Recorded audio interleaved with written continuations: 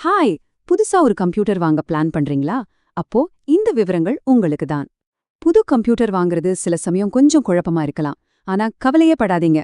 உங்களுக்கு சரியான கம்ப்யூட்டரை எப்படி ஈஸியா செலக்ட் பண்றதுன்னு நாம சேர்ந்து பார்க்கலாம். ஆமாங்க. புதுசா ஒரு கம்ப்யூட்டர் வாங்க போனா, இத்தனை டெக்னிக்கல் விஷயங்கள பார்த்து யாருக்கு தான் தலை சுத்தாது? ஆனா பயப்படாதீங்க. இத நம்ம ரொம்ப சிம்பிளா புரிஞ்சுக்க போறோம். முதல்ல ஒரு விஷயத்த நல்லா மனசுல வச்சுக்கோங்க. அதிக விலை கொடுத்து வாங்குறது தான் பெஸ்ட்னு அர்த்தமே இல்ல. நம்ம தேவைக்கு எது கரெக்டா செட் ஆகுமோ அத கண்டுபிடிக்கிறது தான் உண்மையான ஸ்மார்ட்னஸ். வாங்க, முதல்ல ஒரு கம்ப்யூட்டரோட முக்கியமான பாகங்கள் என்னன்னு ரொம்ப சிம்பிளா பாத்திரலாம். இத புரிஞ்சுக்கிட்டாலே போதும், பாதி வேலை முடிஞ்ச மாதிரி. முதல்ல நாம பார்க்க போறது ப்ராசஸர், அதாவது CPU. இது சிம்பிளா கம்ப்யூட்டரோட மூளைன்னு சொல்லலாம். நாம கொடுக்கிற எல்லா வேலைகளையும் இதுதான் ப்ராசஸ் பண்ணி நமக்கு ரிசல்ட்ட கொடுக்குது.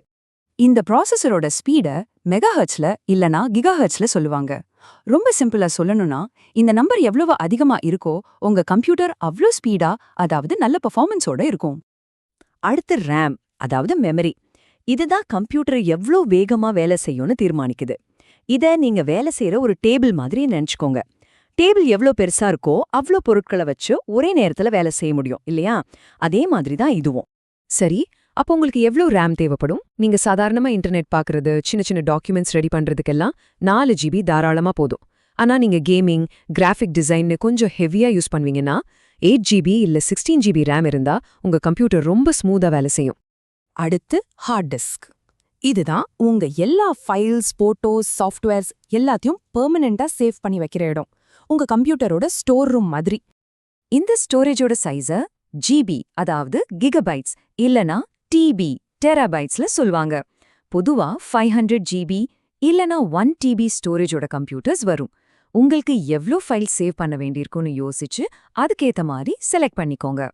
அதோட நல்ல ஒரு விஷுவல், ஆடியோ எக்ஸ்பீரியன்ஸ்க்கு monitor, graphics card, sound card இதெல்லாம் கூட முக்கியம். அதையும் மனசுல வச்சுக்கோங்க.